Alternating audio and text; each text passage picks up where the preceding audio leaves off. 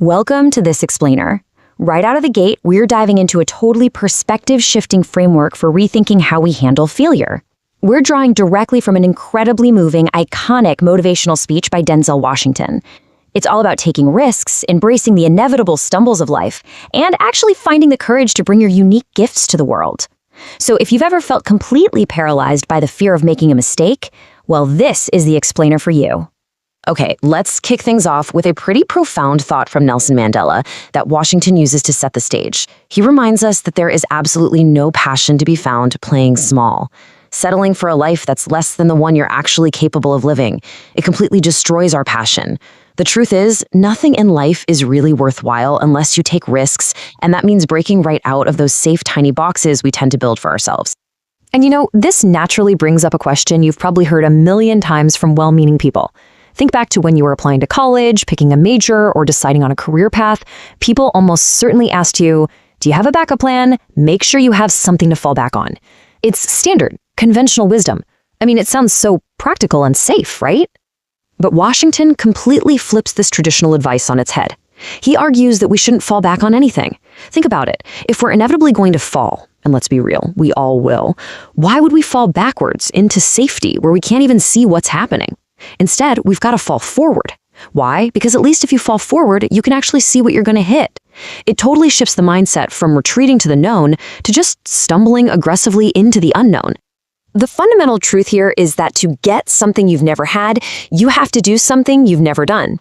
Think about that old 9 dots IQ puzzle. The goal is to draw lines through all 9 dots without lifting your pencil. The trick? It's literally impossible unless you physically draw your lines outside the imaginary box those dots create. You just can't be afraid to think outside the box, dream incredibly big, and risk failing in the process. Let's look at some historical titans to really drive this home. Take baseball legend Reggie Jackson. What most people don't realize is that Reggie Jackson struck out a staggering 2,600 times during his career. That is the most strikeouts in the entire history of baseball. But here's the thing. Nobody ever talks about the strikeouts, right? People only remember the home runs. He just kept swinging. He fell forward.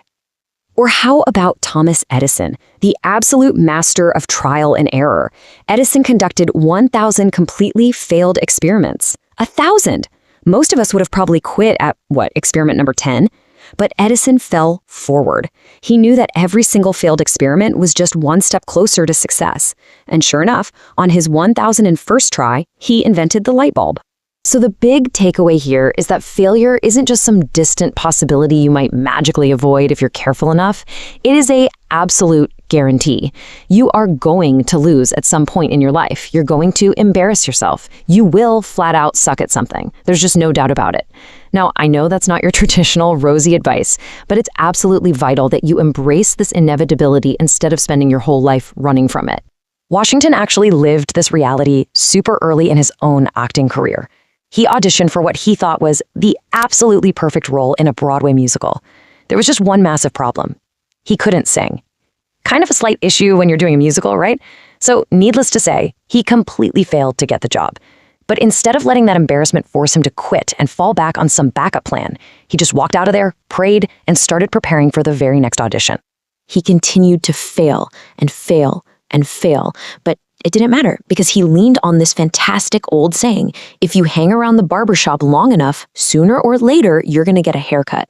I just love that. It perfectly captures the quiet, undeniable power of continuous effort. If you keep showing up, despite the repeated embarrassing failures, eventually you're going to catch a break. And man, does that stubborn persistence pay off. This perfectly illustrates it. 30 years after that disastrous musical audition, Washington did catch his break. He was starring in the massive hit play Fences on Broadway. And the absolute kicker? It was at the Court Theater. That's the exact same venue where he failed that humiliating first audition 3 entire decades prior. So let's bring this right back to you. Having the training and the talent to succeed, that's pretty common. Almost everyone has some level of talent. The real question is, do you actually have the guts to fail? It takes immense courage to put yourself out there, fully knowing you might fall flat on your face. Because the harsh reality is, if you aren't failing, you aren't even really trying. To really grasp the stakes of playing it safe, Washington asks us to picture a pretty terrifying scenario. Imagine being on your deathbed, and standing all around your bed are these angry, disappointed ghosts. They look right at you, And they say, "We came to you because you could have brought us to life. And now we have to go to the grave together." So what are those ghosts? They're the literal representation of your unfulfilled potential. They are the brilliant ideas you just never found the courage to act on. They're the unique, beautiful talents you kept hidden away and never used, all because you were too scared to fall forward. This whole metaphor forces a really heavy question. How many of those ghosts of unused talents are going to be standing around your bed when your time comes? Now, avoiding those ghosts matters immensely, not just for your own peace of mind, but because the world urgently needs your help right now. Washington points out that from communities struggling with poverty in South Africa to the Middle East, Japan, or even right here at home in places like Alabama, Tennessee, Louisiana, and Philadelphia, the world needs a lot, and it needs that help, that energy, and those specific talents directly from you. Because ultimately, it's not about how much wealth or status you've racked up. It's a profound, demanding question of what you are going to do with your specific individual gifts. Maybe your gift is business acumen. Maybe it's theology or nursing. Maybe your gift is having money, or perhaps it's boundless patience, profound kindness, long-suffering, or just love. Whatever it is, you've got to ask yourself what you are actually going to do with it. But here's a really fascinating twist. Embracing failure to share those gifts is vital, because your life is never, ever going to be a neat, straight path. In fact, failure is very often the absolute best way to figure out where you're actually meant to be going. It acts like a compass. It redirects us the second we get on the wrong track.